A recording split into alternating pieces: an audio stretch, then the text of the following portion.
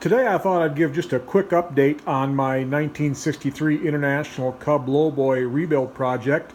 I've got the engine assembled again. I've got it hanging on my shop hoist here, and I'm just about to connect it back to the tractor. So I've got this engine rebuilt, overhauled, and I'm pretty happy with the way it turned out. I've got new pistons and rings, new bearings. Before I assemble it, I took the cylinder head to my local machine shop and had them resurface the head to make sure it's all good and flat.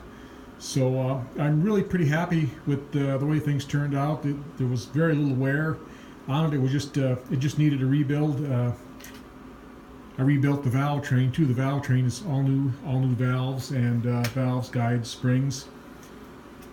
And as long as I had it apart, I installed a new clutch disc and pressure plate.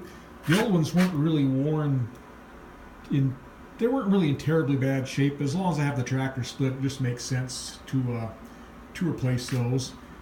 Also, I installed a new throwout bearing here.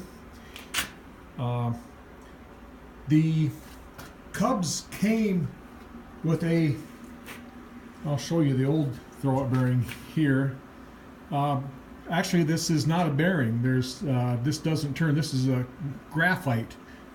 I'm not sure why International did this, but this is in the bell housing, and the arms on the pressure plate contact this, and they just spin around on this graphite surface when the clutch is engaged. The bad thing about that is when they do fail, chunks will break out of here and break the arms on the pressure plate. And I could have purchased a new graphite throwout bearing to put in there, but I didn't really want to. So I put in a throwout bearing that's has roller bearings and is just about like the throwout bearing on any other vehicle right now. So couple of other things that are maybe a little unique to the Cub if you're not familiar with Cubs. The oil pump on this engine is right here, right next to the flywheel.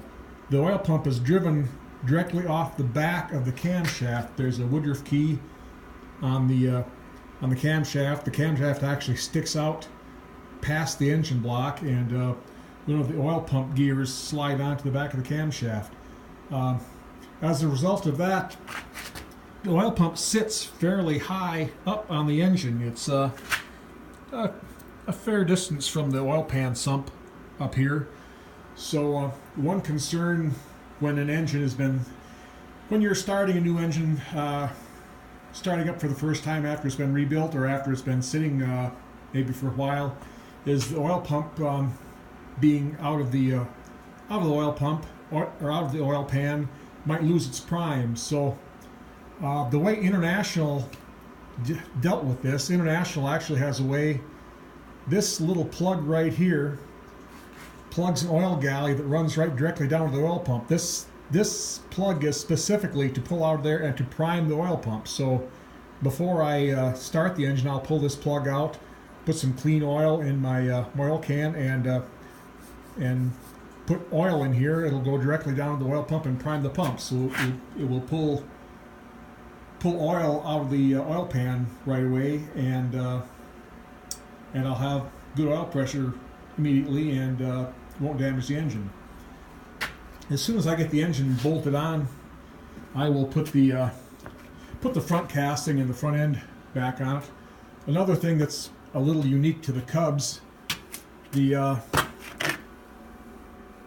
radiator bolts onto this casting here. The casting is actually the bottom tank of the radiator. I don't know if you can see this. The lower radiator hose goes in the casting right here, and the water flows internally into this area right here, and the radiator bolts on there with a number of bolts. So when I get the engine bolted on the bell housing of the tractor, I'll I'll probably bring the shop hoist over here, pick up the this front end casting, swing it in there, and hopefully before the day is over, I'll have this tractor sitting on all four wheels again. So that's where we are. When I get back together and get it started, I'll make another video. Until then, have a good day.